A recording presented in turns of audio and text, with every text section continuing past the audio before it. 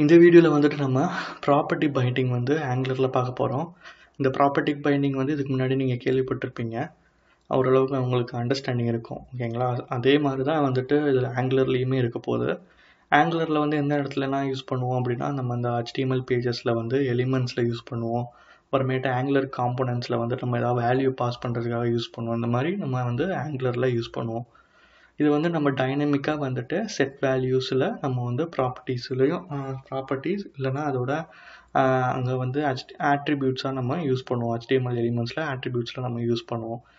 இதில் என்னென்ன எக்ஸாம்பிள்னால் ஃபங்க்ஷனாலிட்டிலாம் சொல்கிறாங்க, என்னென்ன இடத்துல யூஸ் ஆகும்னு சொல்கிறாங்கன்னா டாங்கிள் பட்டன் அந்த ஃபியூச்சரில் ஒர்க் ஆகும்.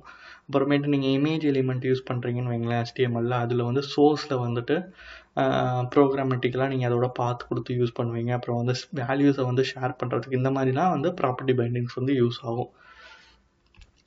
இதில் இந்த ஒரு எக்ஸாம்பிள் பார்த்தீங்கன்னா இமேஜ் எலிமெண்ட் யூஸ் பண்ணி ஒரு எக்ஸாம்பிள் இருக்குது. இதில் பார்த்தீங்கன்னா ALT = ஃபோட்டோன்னு கொடுத்துருக்கு. ALT மீன்ஸ் ஆல்டர்னேட்டிவ்னா நீங்கள் ஒரு ஃபோட்டோ கொடுக்குறீங்க அப்படின்னா அதுக்கான டிஸ்கிரிப்ஷன் டைப் பண்ணும் போது இந்த மாதிரி கொடுப்பீங்க.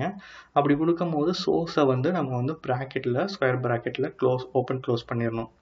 ஓகே, ஓப்பன் க்ளோஸ் பண்ணிவிட்டு இங்கே வந்து டேரெக்டாக பாத் கொடுக்காம நீங்கள் வந்து ஒரு வேரியபிளை யூஸ் பண்ணி அந்த வேரியபிளில் நம்ம வந்து ஒரு வேல்யூவை பாஸ் பண்ணுறோம். ஓகே, இந்த மாதிரி இடத்துலனா நம்ம வந்து ப்ராப்பர்ட்டி பைண்டிங் யூஸ் பண்ணுறோம்.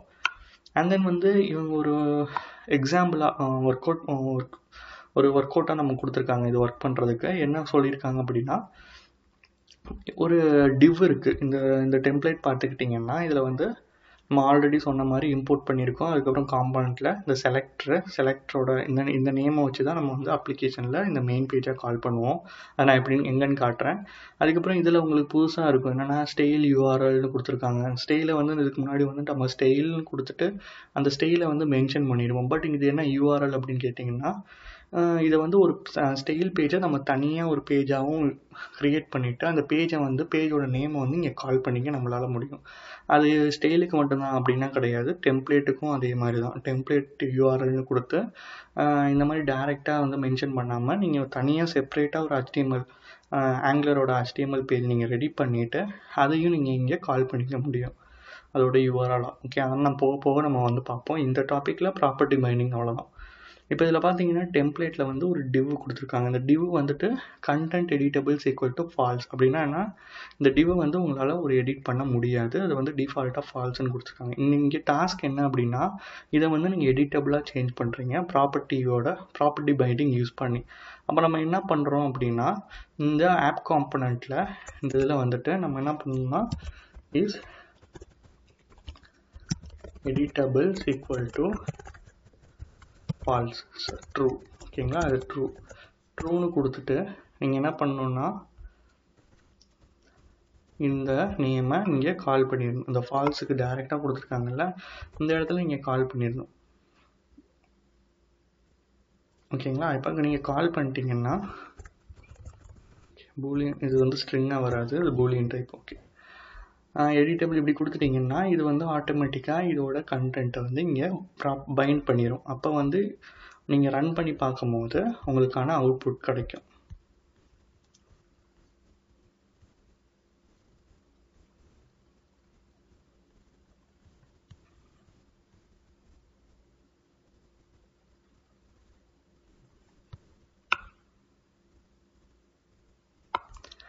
அதே மாதிரி நான் ஆல்ரெடி சொன்ன மாதிரி இந்த ப்ராக்கெட் வந்து க்ளோஸில் இருக்கணும். ஓகேங்களா, இந்த க்ளோஸில் இருந்தால் தான் அதுக்கான வந்து ப்ராப்பர்ட்டி பைண்டிங் எடுத்துருக்கோம் ஆங்குலரை பொறுத்த வரைக்கும்.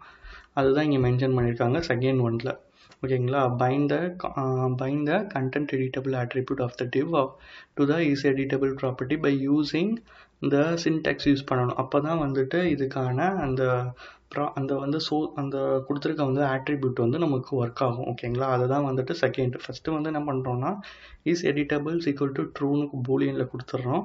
அதுக்கப்புறம் என்ன பண்ணுறோன்னா அதை வந்து ஃபால்ஸ் நம்ம ரிமூவ் பண்ணிவிட்டு இந்த வேரியபிளில் நம்ம இந்த ப்ராப்பர்ட்டி இருக்குல்ல, இந்த ப்ராப்பர்ட்டி நம்ம இங்கே மென்ஷன் பண்ணிடுறோம். ஓகேங்களா, மென்ஷன் பண்ணிடுறோம். அதுக்கப்புறம் என்ன பண்ணுறோன்னா இதை வந்து ப்ராக்கெட்டில் நம்ம க்ளோஸ் பண்ணுறோம். இந்த க்ளோஸ் பண்ணால் தான் அதுக்கான சின்டெக்ஸ் வந்து ஒர்க் ஆகும். ஓகேங்களா, அதோட சோர்ஸ் வந்து ஒர்க் ஆகும். இப்போ பார்த்தீங்கன்னா என்னால் இந்த டிவில் வந்து டைப் பண்ண முடியும். அதை தான் வந்து இங்கே மென்ஷன் பண்ணியிருந்தாங்க. ஓகேங்களா, இதே மாதிரி பார்த்தீங்கன்னா அந்த இமேஜ் URLுமே நம்ம இதே மாதிரி பண்ணோம். ஜஸ்ட் வந்து காப்பி பண்ணிக்கிறேன். காப்பி பண்ணிவிட்டு நான் என்ன பண்ணுறேன்னா இந்த டிவுக்கான நெக்ஸ்ட்டாக வந்து நான் இமேஜை போடுறேன். இப்போ பார்த்தீங்கன்னா எனக்கு சோர்ஸில் வந்துட்டு ஒன்றுமே வராது. ஓகேங்களா, பிகாஸ் வந்து இமேஜ் வரலன்னா நான் இங்கே மென்ஷன் பண்ணல, அதனால எரர் அடிக்குது இந்த மாதிரி ஒன்று இல்லைன்ட்டு. இப்போ நான் என்ன பண்ணுறேன்னா ஜஸ்ட் காப்பி பண்ணிவிட்டு இந்த கீழே வந்துட்டு இதுக்குள்ள வந்து நான் வந்து ஒரு டம்மியாக ஒரு பாத் கொடுத்துக்கிறேன். பிகாஸ் இது வந்து சர்வர் ஆங்குலரோட சர்வரில் இருக்குது, அதுக்கான இமேஜ் பார்த்து நமக்கு தெரியாது, அதனால் சும்மா ஒரு டம்மியாக ஒன்று கொடுத்துக்கிறேன். இமேஜஸில் image.pngன்னு சும்மா கொடுத்துக்கிறோம் டம்மியாக. அப்போ வந்து என்ன எடுத்துக்கிறோம், அந்த ஃபோட்டோ அங்கே இல்லை அப்படின்னும் போது உங்களுக்கு இந்த மாதிரி ஒரு ஐக்கான் தான் டிஸ்பிளே ஆகும். அதுக்கப்புறம் வந்து இந்த கண்டென்ட்டு நீங்கள் என்ன டைப் பண்ணியிருக்கீங்களோ அதோட கண்டென்ட் தான் இங்கே வந்து உங்களுக்கு ஷோ ஆகும்.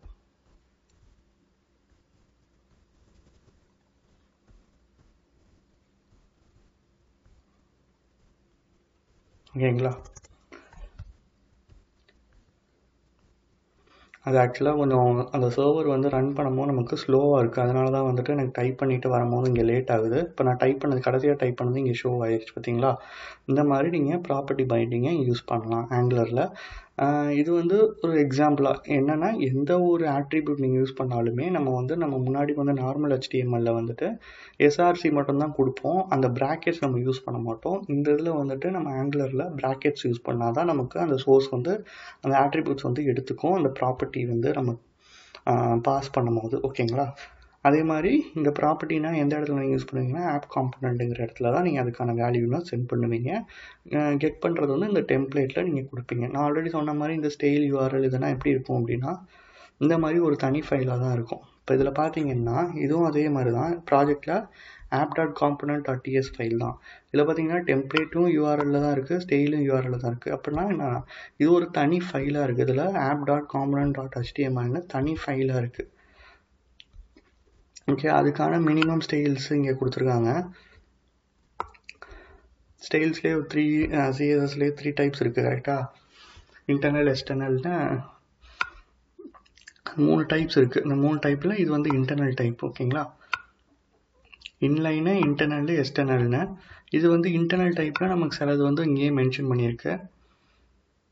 இது வந்து அதோட HTML கோடு. ஓகேங்களா, நம்ம இவ்வளோ டைப் பண்ணுறோம், இப்போ ஒரு பேஜாக வச்சுக்கிறது தான் பெட்டர். அப்போ தான் நம்ம வந்து ஒரு கோடை வந்து மெயின்டைன் பண்ண முடியினால நம்ம வந்து தனியாக ஒரு பேஜாக க்ரியேட் பண்ணி அதில் யூஸ் பண்ணியிருக்காங்க. அதே மாதிரி ஸ்டைலும் அதுக்கான ஸ்டைலும் தனியாக யூஸ் பண்ணியிருக்காங்க. நான் ஆல்ரெடி சொன்ன மாதிரி உங்களுக்கு ஒரு கன்ஃபியூஷன் இருக்கும் லாஸ்ட் வீடியோவில். இந்த ஆப் ரூட்டுங்கிறது நேம் மென்ஷன் பண்ணியிருக்கோம், இந்த நேம் வந்து எப்படி கால் ஆகுது அப்படின்னு கேட்டிங்கன்னா இது வந்து தனியாக இப்போ ஒரு பேஜ் இருக்குது, ஒரு மெயின் பேஜ் இருக்குது, எடுத்தோடனே ஹோம்னு ஒரு பேஜ்க்கு மூவ் ஆகுதுன்னு வைங்களேன். அந்த ஹோம் பேஜ் எங்கே இருக்குன்னா வெளியில் இருக்கும். இதுதான் அது, இந்த index.html தான் ஹோம்னு வச்சுக்கோங்க. அந்த ஹோம்லேருந்து அடுத்தடுத்து மூவ் ஆகிறது எல்லாமே நீங்கள் தனித்தனியாக எல்லாமே க்ரியேட் பண்ணுவோம். அப்போ அந்த இண்டெக்ஸில் வந்து டிஃபால்ட்டோட எப்படி கனெக்ட் ஆகிருக்குன்னா அதோட பாடியில் வந்துட்டு இந்த மாதிரி நேம் வச்சு, அந்த நேம் இருக்குல்ல செலக்டரோட நேமை தான் இங்கே வந்து நம்ம கால் பண்ணியிருக்கோம். இப்போ ரன் பண்ணும்போது என்னென்னா இந்த app.component.ts ஃபஸ்ட்டு இனிஷியலாக ரன் ஆகி அதோட கான்ஃபிகரேஷன், அதோட ரவுட்ஸு, அதோட HTML, CSS எல்லாமே ரன் ஆகி ஒர்க் ஆகும். ஓகே, இதோட ஃப்ளோ இப்படி தான் இருக்கும். இது இப்போ ஒரு சிங்கிள் பேஜாக நீங்கள் பார்க்கலாம். இனிமேல் ஒரு பெரிய நம்ம எல்லாமே முடிக்க ஒரு ப்ராஜெக்டாக பார்க்கும்போது உங்களுக்கு இனிமேல் நிறைய அண்டர்ஸ்டாண்டிங்கில் வரும். ஓகேங்களா, இதை நீங்களும் தனியாக ஒரு க்ரியேட் பண்ணி பாருங்கள். அவங்க கொடுத்துற டாஸ்கில் போக நீங்களும் தனியாக ஒரு 2-3 எலிமெண்ட்ஸு எப்படி சோர்ஸ் பாஸ் பண்ணுறதுன்னு நீங்களும் யூஸ் பண்ணி பாருங்கள். தேங்க்ஸ்.